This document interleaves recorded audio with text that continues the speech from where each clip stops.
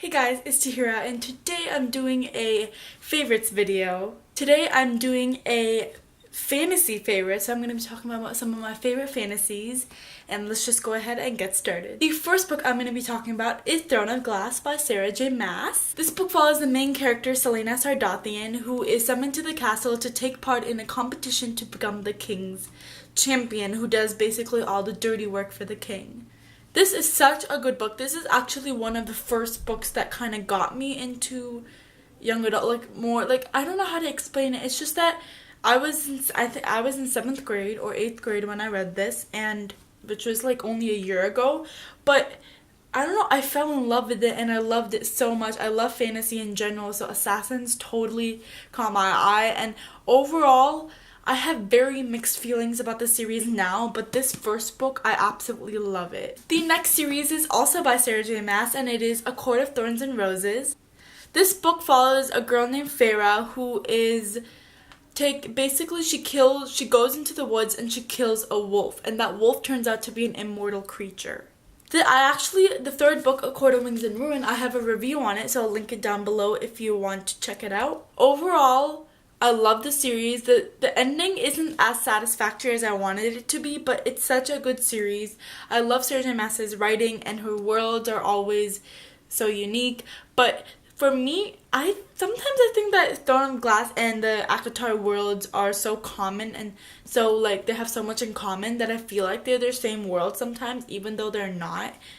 But I still love this series. The next series, or duology as I might say, is the Six of Crows duology, which has Six of Crows and Crooked Kingdom. Six of Crows follows the story of 6 people, who is first started by Kaz, who is a criminal, and he is offered to become rich if he does this heist.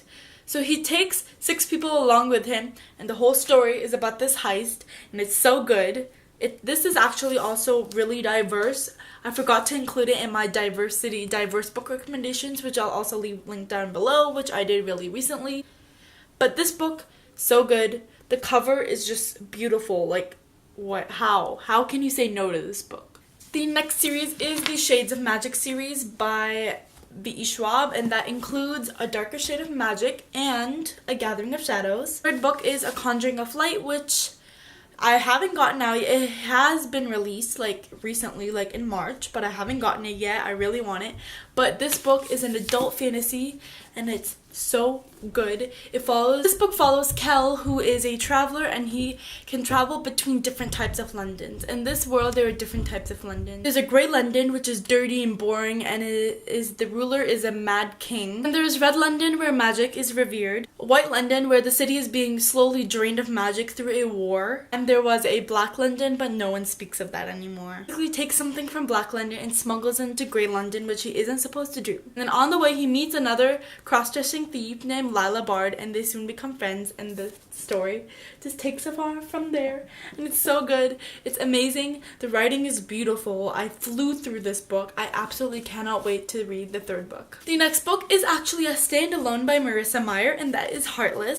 Heartless follows basically the Queen of Hearts, the Red Queen, before she was evil and why she became evil. When I read it, it was one of the first fun books I read. I had so much fun reading it. I flew through it. The story was amazing. I couldn't put it down, and it was just one of those addicting reads that you just can't put down. And the story is not really deep, but you just can't stop reading. One of those books. This is one of those books. Then we actually have a science fiction duology, and the reason I put these on the list is because I don't have enough science fiction books to create a whole other list, so I just decided to put it to this one. And that is Alumina and Gemini by Amy Kaufman and Jay Kristoff. So the year is 2575, and these 2 planets are fighting over one planet. 2 exes are on 2 different ships, and they have to help each other and communicate.